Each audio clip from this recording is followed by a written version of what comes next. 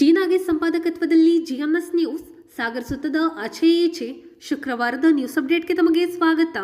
ಮುಖ್ಯಾಂಶಗಳು: ಕಾನ್ಲೆ ಹೊಂಕೇರಿಯಲ್ಲಿ ಗ್ರಾಮಸ್ಥರ ಕೈಗೆ ಸಿಕ್ಕ ಕಳ್ಳ ನಜ್ಜುಗುಜ್ಜು, ಕಳ್ಳನನ್ನು ಮೆರವಣಿಗೆ ಮಾಡಿ ಪೊಲೀಸರಿಗೆ ಒಪ್ಪಿಸಿದ ಗ್ರಾಮಸ್ಥರು.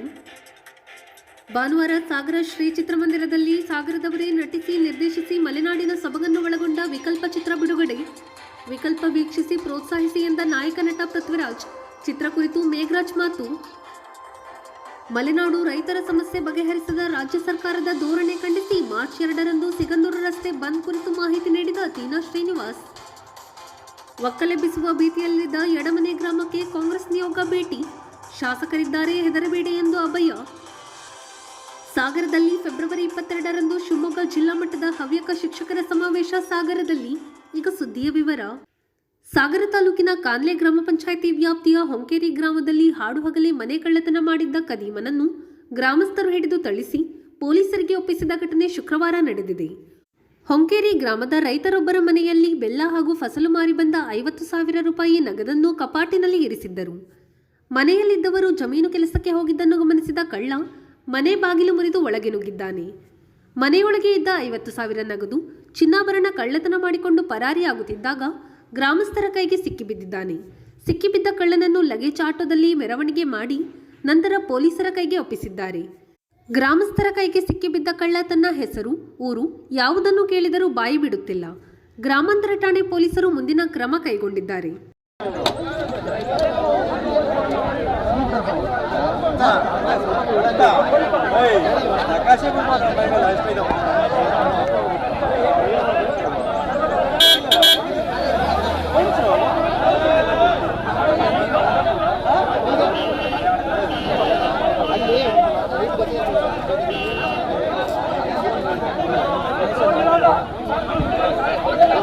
ಮುಬಾರಕ ಸೈಡ್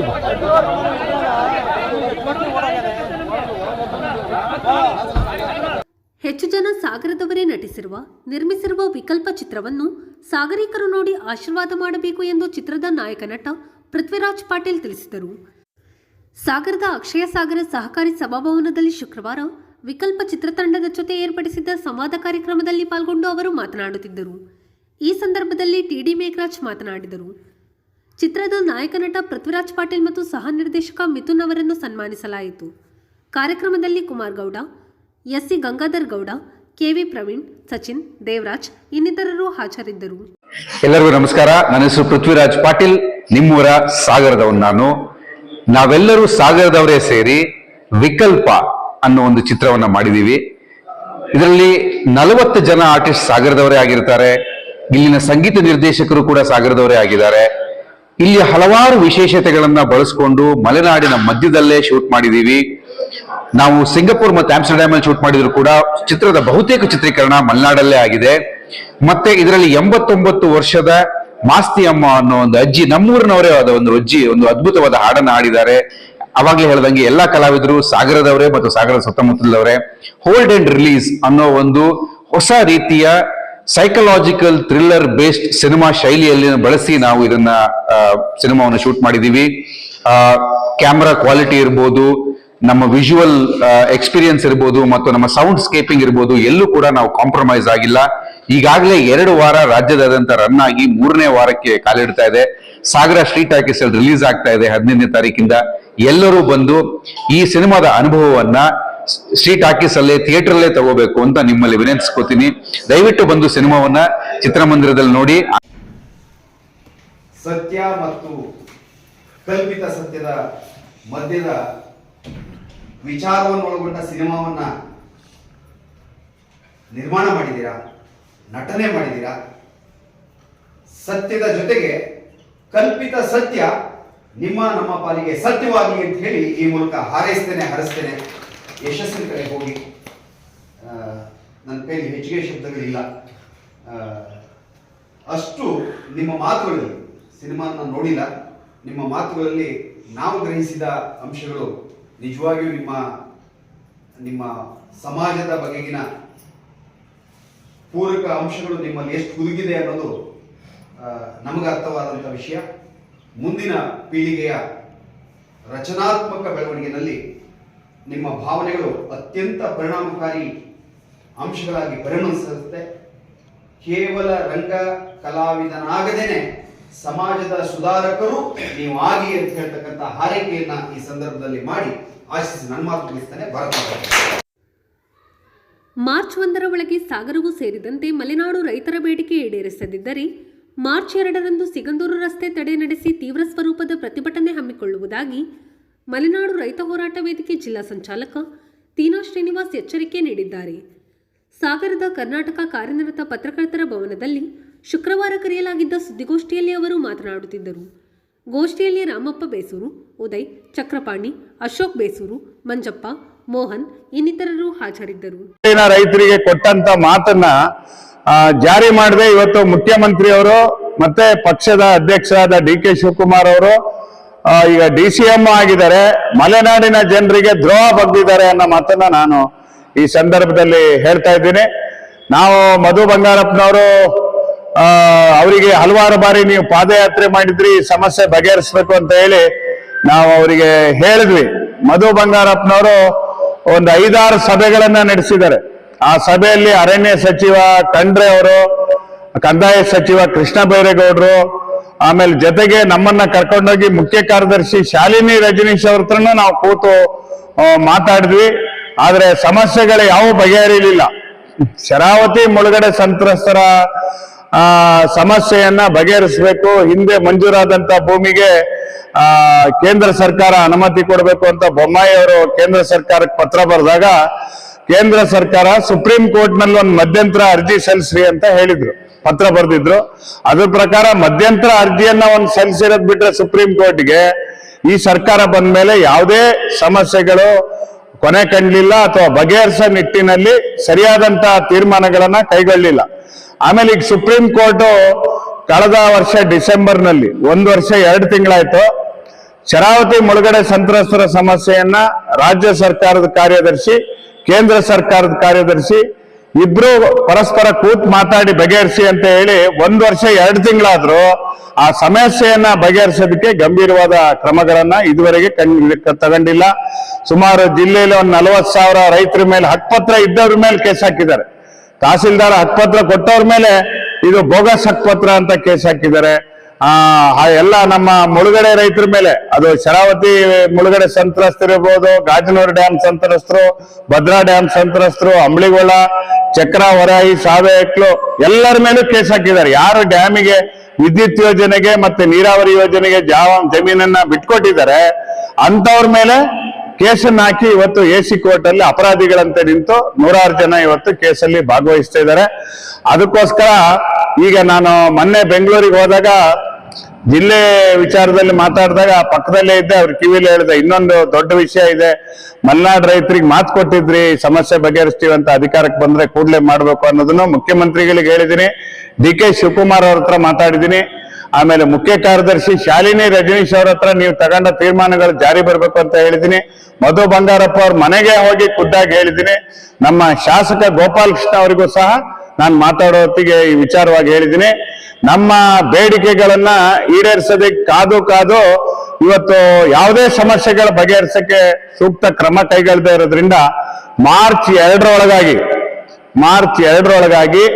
ಇವತ್ತು ಬಜೆಟ್ ಅಧಿವೇಶನನೂ ಬರ್ತಾ ಇದೆ. ಈ ತಿಂಗಳ ಕೊನೆಯೊಳಗೆ ಸಭೆಯನ್ನು ಕರಿತೀವಿ ಅಂತ ಜಿಲ್ಲಾ ಉಸ್ತುವಾರಿ ಸಚಿವರು ನಮ್ಗೆ ಮಾತು ಕೊಟ್ಟಿದ್ದಾರೆ. ಮುಖ್ಯ ಕಾರ್ಯದರ್ಶಿ ಮತ್ತೆ ಮುಖ್ಯಮಂತ್ರಿಗಳ ಸಭೆ ಕರೆಯೋದಕ್ಕೆ ನಾನು ಒತ್ತಾಯ ಮಾಡ್ತೀನಿ ಎಂದಿದ್ದಾರೆ. 1 ವರ್ಷದಿಂದ ಮಧು ಬಂಗಾರಪ್ಪನವ್ರು ಪತ್ರ ಬರೆದಿದ್ರು ಮುಖ್ಯಮಂತ್ರಿಗೆ ಸಭೆ ಕರೀರಿ ಅಂತ, ಆದ್ರೆ ಮುಖ್ಯಮಂತ್ರಿ ಅವ್ರು ಕರೆದಿಲ್ಲ. ಈ ಸರ್ಕಾರದ ನಿರ್ಲಕ್ಷ್ಯವನ್ನು ಖಂಡಿಸಿ ನಮ್ಮ ಮಲೆನಾಡಿನ ಜನರಿಗೆ ಕೊಟ್ಟಂತ ಮಾತನ್ನ ಇವತ್ತು ನುಡಿದಂತೆ ನಡೀತೀನಿ ಅಂತ ಮುಖ್ಯಮಂತ್ರಿಗಳು ಹೇಳ್ತಾರೆ. ನುಡಿದಂತೆ ನಡೆಯೋ ಸರ್ಕಾರ ಅಂತ. ನಮ್ಮ ಮಲೆನಾಡು ಜನರಿಗೆ ಕೊಟ್ಟಿರ್ತಕ್ಕಂಥ ನುಡಿ ಇವತ್ತು ಯಾವುದೇ ರೀತಿ ಅದು ಇತ್ಯರ್ಥ ಆಗಿಲ್ಲ, ಬೇಡಿಕೆ ಈಡೇರಿಲ್ಲ. ಕೂಡಲೇ ಬಗೆಹರಿಸಬೇಕು ಅಂತ ಮಾರ್ಚ್ 2ರೊಳಗೆ ನಾವು ಟೈಮ್ ಕೊಡ್ತೀವಿ. ಮಾರ್ಚ್ 1ರವರೆಗೆ 2ನೇ ತಾರೀಕು ಸಿಗಂದೂರು ರಸ್ತೆ ತಡೆ. ನಮ್ಗೇನ್ ಶರಾವತಿ ಸೇತುವೆ ಮೇಲೆ ಇವತ್ತು ಶರಾವತಿ ನದಿ ಮೇಲೆ ಸೇತುವೆ ಕಟ್ಟಿದ್ದಾರೆ ಮಧ್ಯದಲ್ಲಿ, ಅಕ್ಕಪಕ್ಕದಲ್ಲೇ ನಮ್ಮ ರೈತರದೆಲ್ಲ ಜಮೀನುಗಳಿದ್ದಿದ್ದು ಹಿನ್ನೀರಿನಲ್ಲಿ, ಅಲ್ಲಿಂದ ಮಾಸ್ತಿಕಟ್ಟೆವರೆಗೂ ರೈತರ ಜಮೀನು ಇರೋದು. ಆಮೇಲೆ ಈ ಕಡೆ ಲಿಂಗನಮಕ್ಕಿಯವರೆಗೂ ರೈತರ ಜಮೀನು ಇರ್ತಕ್ಕಂಥ ಸ್ಥಳ. ಹಾಗಾಗಿ ಸಿಗಂದೂರು ರಸ್ತೆಯನ್ನ ತಡೆ ಮಾಡಂತ ಕಾರ್ಯಕ್ರಮ ಯಾವುದೇ ಕಾರಣಕ್ಕೂ ನಾವು ಜಗದಿಲ್ಲ. ನಮ್ಮ ಬೇಡಿಕೆ ಈಡೇರೋ ತನಕ ನಮ್ಮನ್ನ ಬಂಧಿಸೋ ತನಕ ಸರ್ಕಾರ ನಮ್ಮನ್ನು ಬಂಧಿಸ್ಬೇಕು, ಇಲ್ಲ ಅಷ್ಟರೊಳಗೆ ಮುಖ್ಯಮಂತ್ರಿ ಸಭೆ ಕರೆದು ರೈತರ ಸಮಸ್ಯೆಯನ್ನು ಬಗೆಹರಿಸಬೇಕು. ನಾವು ಜೈಲಿಗೆ ಹೋಗ್ಲಿಕ್ಕೂ ಸಿದ್ಧ ನಮ್ಮ ಬೇಡಿಕೆ ಈಡೇರಿಸಲಿಕ್ಕೆ. ಯಾವುದೇ ಕಾರಣಕ್ಕೂ ಅವತ್ತು ನಮ್ಮ ಅಷ್ಟರೊಳಗೆ ಬೇಡಿಕೆಯನ್ನು ಈಡೇರಿಸ್ತಾ ಇದ್ರೆ ರಸ್ತೆ ತಡೆ ಮಾಡಿ ನಾವಲ್ಲಿ ಯಾವುದೇ ವಾಹನ ಚಲಿಸಕ್ಕೂ ಬಿಡೋದಿಲ್ಲ, ಯಾವುದೂ ಬಿಡೋದಿಲ್ಲ. ಅಗತ್ಯ ಬಿದ್ದರೆ ಕಾನೂನು ಭಂಗ ಚಳವಳಿಯನ್ನು ಮಾಡ್ಲಿಕ್ಕೆ ಮುಂದೆ ನಾವು ತೀರ್ಮಾನಗಳನ್ನು ಕೈಗೊಳ್ಳಕ್ ಮಾಡಿದೀವಿ. ಇದಕ್ಕೆ ನಮ್ಮ ಶಿವಮೊಗ್ಗ ಜಿಲ್ಲೆಯ ಎಲ್ಲ ರೈತರು ಸಹ ಇದಕ್ಕೆ ಭಾಗವಹಿಸ್ತಾರೆ.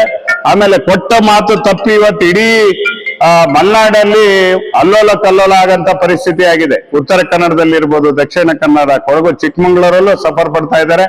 ಈಗಾಗ್ಲೇ ಕರೂರು ಹೋಬಳಿ ಎಡಮನೆಯಲ್ಲಿ 3 ಎಕರೆ ಒಳಗಿರೋರ್ದನ್ನ ಜಮೀನನ್ನು ತೆಗೆಯಲ್ಲ ಅಂತ ಸರ್ಕಾರ ಆದೇಶ ಮಾಡಿದೆ. ಆದ್ರೆ ಅರ್ಧ ಎಕರೆ, 1 ಎಕರೆ, 1.5 ಎಕರೆ ಇರೋರಿಗೂ ನೋಟಿಸ್ ಕೊಟ್ಟು ತೆರವು ಮಾಡ್ತಕ್ಕಂತ ಕೆಲಸ ಮಾಡ್ತಿದೆ. ನಮ್ಮ ನಾಡ್ಕಲ್ಸಿ ಪಂಚಾಯತಿಲಿ ಬಾಳ್ಗೋಡು ಅನ್ನಲ್ಲಿ ಸುಮಾರು 106 ಎಕರೆ ರೈತರ ಜಮೀನನ್ನ ಸೊಪ್ಪಿನ ಭಟ್ಟ ಅಂತ ಕುಲ್ಲಪಡಿಸೋದಕ್ಕೆ ಸಹ ಕೆಲವು ಕ್ರಮಗಳನ್ನ ಅಧಿಕಾರಿಗಳು ತಗೊಂಡಿದ್ದಾರೆ. ತಾವು ಇದುವರೆಗೂ ಹಲವಾರು ಸರಿ ಪತ್ರಕರ್ತರು ನಮ್ಮ ಸಮಸ್ಯೆ ಕೇಳಿ ನಿಮ್ಗೆ ಯಾವಾಗ ಮುಗೀತು ಸರ್, ಇದು ಒಂಥರ ಮ್ಯಾರಥಾನ್ ಓಟ ಆದಂಗಾಯ್ತು, ಗಿನ್ನೀಸ್ ರೆಕಾರ್ಡ್ ಆಗಂಗೆ ಈ ಹೋರಾಟಗಳು ನಡೆದಿದ್ದಾವೆ, ಬಗೆಹರಿದಿಲ್ಲ ಅಂತ ಶಿವಮೊಗ್ಗದಲ್ಲೂ ಕೇಳ್ತಾರೆ. ನೀವು ಕೇಳಿದ್ರಿ. ನೀವೆಲ್ಲರೂ ಹೆಚ್ಚಿನ ಸಹಕಾರ ಕೊಡಬೇಕು. ಯಾವುದೇ ಕಾರಣಕ್ಕೂ ಚಳುವಳಿಯನ್ನ ನಾವು ನಿಲ್ಸಲ್ಲ. ಚಳುವಳಿ ನಿಲ್ಬೇಕು ಅಂದ್ರೆ ಮುಖ್ಯಮಂತ್ರಿಗಳು ಮಲೆನಾಡಿನ ರೈತರ ಪ್ರತಿಯೊಂದು ಸಮಸ್ಯೆ ಬಗ್ಗೆ ಸಂಬಂಧಪಟ್ಟ ಅಧಿಕಾರಿಗಳಿಂದ ಈಗಾಗಲೇ ಮುಖ್ಯ ಕಾರ್ಯದರ್ಶಿ ಕಡತ ತಗೊಂಡಿದ್ದಾರೆ. ಮುಖ್ಯಮಂತ್ರಿಗಳು ಮನಸ್ಸು ಮಾಡಿದ್ರೆ 2 ದಿನದಲ್ಲಿ ಇದಕ್ಕೆ ಮಾಹಿತಿಯನ್ನ ಸಂಗ್ರಹ ಮಾಡ್ಬೋದು. ಇವತ್ತು ಹಾವೇರಿಲಿ, ಉತ್ತರ ಕರ್ನಾಟಕದಲ್ಲಿ ಹಕ್ಕುಪತ್ರ ವಿತರಣೆ ಕಾರ್ಯಕ್ರಮ ಮಾಡಿದ್ರೆ ನಮ್ಮ ಜಿಲ್ಲೆಯಲ್ಲಿ ಹಕ್ಕುಪತ್ರ ಕೊಟ್ಟಿದ್ದನ್ನು ಕಸ್ಕೊಳ್ಳಂತ ಕಾರ್ಯಕ್ರಮ ಇವತ್ತು ನಡೀತಾ ಇದೆ. ರೈತರ ಮೇಲೆ ಸಾವಿರಾರು ಜನರ ಮೇಲೆ, ಸುಮಾರು 50,000 ಜನರ ಮೇಲೆ, ರೈತರ ಮೇಲೆ, ಕುಟುಂಬದವ್ರ ಮೇಲೆ ಇವತ್ತು ಭೂಮಿ ಸಂಬಂಧವಾಗಿ ಕೇಸ್ ಹಾಕಿದ್ದಾರೆ. ಇವೆಲ್ಲದನ್ನು ವಾಪಸ್ ಪಡೆದು ಕೊಟ್ಟಿರೋ ಭೂಮಿ.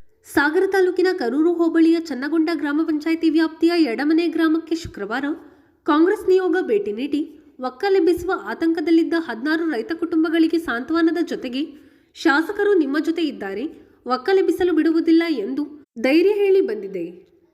ಶುಕ್ರವಾರ ಬ್ಲಾಕ್ ಕಾಂಗ್ರೆಸ್ ಅಧ್ಯಕ್ಷ ಕಲಸಿ ಚಂದ್ರಪ್ಪ, ಯುವ ಕಾಂಗ್ರೆಸ್ ಮಾಜಿ ಅಧ್ಯಕ್ಷ ಅಶೋಕ್ ಬೇಳೂರು, ಸ್ಥಳೀಯ ಕಾಂಗ್ರೆಸ್ ಮುಖಂಡರಾದ ದೇವರಾಜ್, ಕಾಂತ, ಪಾಪಣ್ಣ ಇನ್ನಿತರರು ಎಡಮನೆ ಗ್ರಾಮಸ್ಥರನ್ನು ಭೇಟಿ ಮಾಡಿ ಧೈರ್ಯ ತುಂಬಿದರು. ಈ ಸಂದರ್ಭದಲ್ಲಿ ಬ್ಲಾಕ್ ಕಾಂಗ್ರೆಸ್ ಅಧ್ಯಕ್ಷ ಕಲಸಿ ಚಂದ್ರಪ್ಪ ಮಾತನಾಡಿದ್ದಾರೆ. ನಮ್ಮ ಬಂಧುಗಳಾದಂಥ ಗಣಪತಿ ಅಪ್ಪನವರೇ, ನಮ್ಮ ಜೊತೆಗೆ ಬಂದಂಥ ಅಶೋಕ್ ಬೇಳೂರವರೇ, ಸುಮಾರು ದಿನದಿಂದ ಎಡಮನೆಯ ನೋಡ್ತಾ ಇದ್ದೀವಿ ನಾವು ವಾಟ್ಸಪ್ ಮೂಲಕ. ಬೇರೆ ಬಂದೋಗಿದ್ದಾರೆ, ಅಧಿಕಾರಿಗಳ ಕರೆದು ಮಾತಾಡಿದ್ದಾರೆ. MLA ಒಪ್ಪಿಗೆ ಇಲ್ಲದೆ ಯಾವುದೇ ಅಧಿಕಾರಿ ಏನು ಮಾಡಿದ್ರು ಅವ್ರು ಪರ್ಮಿಷನ್ ತಗೊಳ್ತಾರೆ.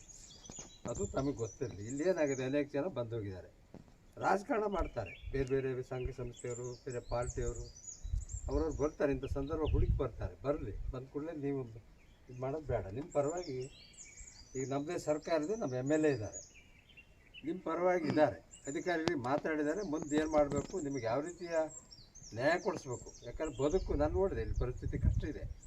ನಿಮ್ಮ ಬದುಕು ಕಟ್ಟಿಕೊಳ್ಬೇಕಲ್ಲ. ಈಗ ಆ ಕಾಲದಿಂದ ಇಲ್ಲಿದ್ದೀರಿ, ಅನೇಕ ವರ್ಷಗಳಿಂದ. ಒಂದೇ ಸರಿಗೆ ಇಲ್ಲಿ ತೆರವು ಮಾಡೋದು ಮತ್ತೊಂದು ಅಂದರೆ ಅದು ಆತಂಕನೇ ಹೌದು. ನಾನೊಬ್ಬ ರೈತನ ಮಗನಾಗಿ ಅದು ಗೊತ್ತಾಗುತ್ತೆ ನಮಗೆ. ಹಂಗೆ ನೀವು ಆತಂಕ ಪಡೋದಿಲ್ಲ. ಯಾರೇ ಬರಲಿ, ಏನು ಮಾತಾಡಲಿ, ಬಂದರಿಗೆ ನೀವು ಸ್ಪಂದಿಸಬೇಕು. ಅದೇ ಜವಾಬ್ದಾರಿ ನಿಮ್ಮದು. ಮನೆಗೆ ಬಂದರೆ ನಂಗೆ ನೀರು ಕೇಳಿದ್ರಿ, ಈಗ ನೀರು ಕುಡಿತೀರಾ ಅಂತ. ಅದು ನಮ್ಮ ಮನುಷ್ಯ ಧರ್ಮ. ಅದನ್ನು ಮಾಡ್ತೀವಿ, ಮಾಡಿದ್ದೀವಿ ಅಂತ. ಯಾವುದೇ ಅನಾಹುತಕ್ಕೆ ನೀವು ಹೆದರೋ ಅವಶ್ಯಕತೆ ಇಲ್ಲ. ಶಾಸಕರು ನಿಮ್ಮ ಜೊತೆ ನಮಗೆ ಇವತ್ತು ಕರೆದು, ಅಂದರೆ ನಾವು ಹಿಂದೆ 2-3 ದಿನ ಹಿಂದೆ ಬರೋರು, ಮಾರಿ ಜಾತ್ರೆ ಜವಾಬ್ದಾರಿಯನ್ನು ಮಾನ್ಯ ಶಾಸಕರು ಹೊತ್ತುಕೊಂಡು ಸಾಗರ ತಮಗೆಲ್ಲ ಇರಲಿಲ್ಲ. ನಾವು ಅದಕ್ಕೆ ಸಮಯ ಸ್ವಲ್ಪ ನಾವು ಲೇಟ್ ಆದರೂ ಕೂಡ ಬರಬೇಕು. ನಮ್ಮ ಜವಾಬ್ದಾರಿ ಇದೆಯಲ್ಲ. ನಾವೊಂದು ರಾಷ್ಟ್ರೀಯ ಪಾರ್ಟಿ ಮತ್ತು ನಮ್ಮ MLA ಇದ್ದು, ನಮ್ಮ ಸರ್ಕಾರ ಇದ್ದು, ನಾವು ನಮ್ಮವ್ರ ತೊಂದರೆಗಿದ್ದಾಗ ಮಾತಾಡಲ್ಲ ಅಂದರೆ ತಪ್ಪಾಗುತ್ತೆ. ಅದಕ್ಕೆ ಆ ಕಾರಣಕ್ಕಾಗಿ ನಾವು ನಿನ್ನೆ ಸಂಜೆನೇ ನಮಗೆಲ್ಲ ನಮ್ಮ ಈ ಭಾಗದ ಮುಖಂಡರಿಗೆ ಒಂದು ಮಾಹಿತಿ ಹಾಕಿದ್ದೀವಿ. ಅನೇಕರು ತಮ್ಮ ತೊಂದರೆ, ನಮ್ಮ ಯೋಗರಾಜಿಗೆ ಹೇಳಿದ್ವಿ, ಯಾವುದೋ ಬೇರೆ ಕೆಲಸಕ್ಕೆ ಹೋಗ್ತಾ ಇದ್ದೀನಿ ಅಂತ ಹೇಳಿದ್ರು. ನಮ್ಮ ಓಂಕಾರ ಇವರು ಹೇಳಿದ್ರು, ಯಾರ ಹುಡುಗ ಕೈ ಕಡ್ತೀನಿ, ನಾನು ನಿಟ್ಟೂರಿಗೆ ಹೋಗ್ತೀನಿ ಆಸ್ಪತ್ರೆಗೆ ಅಂತ. ಹಾಗೆ ಇನ್ನೂ ಅನೇಕರು ಬರೋದಿದ್ದಾರೆ ನಮ್ಮ ಕರೂರು ಕಡೆಯಿಂದ. ನಮ್ಮ ಇವರಿಗೆ ಹೇಳಿದ್ವಿ, ದೇವರಾಜಿಗೆ ಹೇಳಿದ್ವಿ, ಆಡಗಡೆ ವಿಜಯ್ ಅವರಿಗೆ ಹೇಳಿದ್ವಿ, ಆಮೇಲೆ GTಗೂ ಹೇಳಿದ್ದೀನಿ ನಾನು. GT ನಮ್ಮ ಪಾರ್ಟಿಯವರೇ, ನಮ್ಮ KDP ಸದಸ್ಯರು. ಅದಾಗಬಾರ್ದು ಅಂತ GTಗೂ ಬೆಳಗ್ಗೆ ಹೇಳಿದೆ. ಹಾಗೆ ನಿಮ್ಮ ಏನೇ ಸಮಸ್ಯೆ ಇದ್ದರೂ ಶಾಸಕರು ಇದರ ಮುಂದಿತ್ತು ಬಗೆಹರಿಸ್ತಾರೆ. ನೀವು ಯಾರೂ ಭಯಪಡಬೇಡಿ. ನಮಗೊಂದು ವಿಸಿಟ್ಟು ಮತ್ತು ಪರಿಸ್ಥಿತಿ ಏನಾಗಿದೆ, ಇಂಥ ಸಂತಿಗೆ ಏನಾಗಿದೆ ತಮಗೆಲ್ಲ ಗೊತ್ತಿದೆ. ನಮ್ಮಲ್ಲಿ ಯಾರೇ ಕಷ್ಟದಾಗಿದ್ದಾರೆ ಅಂದರೆ ಒಂದು 4 ಜನ ಹೋಗಿ ಮಾತಾಡ್ಸೋದು ಪದ್ಧತಿ ಬಂದಿದೆ ಹಿಂದಿನಿಂದ. ನಾವು ಅದನ್ನು ಮಾಡಿ, ನೀವು ಮಾಡ್ತೀವಿ, ನಾವು ಮಾಡ್ತೀವಿ, ನೀವು ಭೇಟಿ ಕೊಡ್ತೀವಿ. ಆದರೆ ನೀವು ಭಯ ಪಡುವ ಅವಶ್ಯಕತೆ ಇಲ್ಲ. ಸಂಪರ್ಕದಲ್ಲಿರಿ. ಅಧಿಕಾರಿಗಳ ಮೀಟಿಂಗ್ ಕರೆದು ಸಾಹೇಬ್ರು ಹೇಳಿದ್ದಾರೆ ಬೆಳಗ್ಗೆ ಹೊರಡುವಾಗ, ಎಲ್ಲ ಕರೆಸ್ತೀನಿ, ಇಲ್ಲಿ ವೈಲ್ಡ್ ಲೈಫ್ ಇರಲಿ, ಇದು ಫಾರೆಸ್ಟ್ ಇರಲಿ, ಕರೆಸಿ ಮಾತಾಡ್ತೀನಿ ಅಂತ ಹೇಳಿದ್ದಾರೆ. ಆ ಕಾರಣಕ್ಕೆ ನಾವು ನಿಮಗೊಂದು ಮಾತು ಹೇಳುವಾಗನ ಅಂತ ಬಂದಿದ್ದೀವಿ. ಹವ್ಯಕ ಶಿಕ್ಷಕರು ಒಂದೆಡೆ ಸೇರಿ ಸಮಾವೇಶ ಹೆಸರಿನಲ್ಲಿ ಪರಸ್ಪರ ತಮ್ಮ ಸಮಸ್ಯೆಗಳ ಬಗ್ಗೆ ಚರ್ಚೆ ಮಾಡುವುದು ಉತ್ತಮ ಕೆಲಸ ಎಂದು ನಿವೃತ್ತ ಪ್ರಾಚಾರ್ಯ ಡಾಕ್ಟರ್ GS ಭಟ್ ತಿಳಿಸಿದರು. ಸಾಗರದ ವಿವೇಕಾನಂದ ವಿದ್ಯಾಲಯ ಆವರಣದಲ್ಲಿ ಗುರುವಾರ ಅಖಿಲ ಹವ್ಯಕ ಮಹಾಸಭಾ ವತಿಯಿಂದ ಫೆಬ್ರವರಿ 22ರಂದು ಸಾಗರದ ರಾಘವೇಶ್ವರ ಸಭಾಭವನದಲ್ಲಿ ನಡೆಯಲಿರುವ ಶಿವಮೊಗ್ಗ ಜಿಲ್ಲಾ ಹವ್ಯಕ ಶಿಕ್ಷಕ ಸಮಾವೇಶ ಜ್ಞಾನಂನ ಆಹ್ವಾನ ಪತ್ರಿಕೆ ಬಿಡುಗಡೆ ಮಾಡಿ ಅವರು ಮಾತನಾಡುತ್ತಿದ್ದರು. ಪ್ರಾಂತೀಯ ಹೋಟೆಲ್ ಮಾಲೀಕರ ಸಂಘದ ರಾಜ್ಯ ಉಪಾಧ್ಯಕ್ಷ HN ಉಮೇಶ್, ಇಕ್ಕೇರಿ ವಿದ್ಯಾಸಂಸ್ಥೆ ಅಧ್ಯಕ್ಷ ರತ್ನಾಕರ್ ST, ಹೂಬಾ ಅಶೋಕ್, ಸಮಾವೇಶ ಸಂಚಾಲಕ MM ತಿಮ್ಮಪ್ಪ, ಪ್ರಚಾರ ಸಮಿತಿ ಸಂಚಾಲಕ doctor Shripad Hegde, Archana TS, LM Hegde ಇನ್ನಿತರರು ಹಾಜರಿದ್ದರು.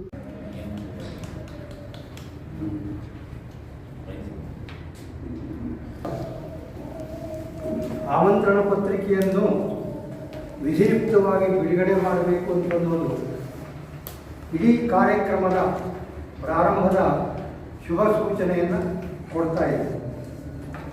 ಆಮಂತ್ರಣ ಪತ್ರಿಕೆ ಮತ್ತು ಅದರ ಮುದ್ರಣ, ಅದರ ವಿತರಣೆಯಲ್ಲಿ ಕಾಲಕ್ರಮದಲ್ಲಿ ಅನೇಕ ಬದಲಾವಣೆಗಳಾಗ್ತಾ ಬಂದಿದ್ದಾವೆ. ಕ್ಯಾಸನೂರು ಸೀಮೆ ಇದೆ, ಕಡೂರು ಸೀಮೆ ಇದೆ, ಅನೇಕ ಸೀಮೆಗಳಿದ್ದಾವೆ. ಈ ಎಲ್ಲ ಸೀಮೆಗಳಿಗೆ ಸೀಮಾಂತರ ಕರೆಯನ್ನು ಮಾಡಬಹುದು.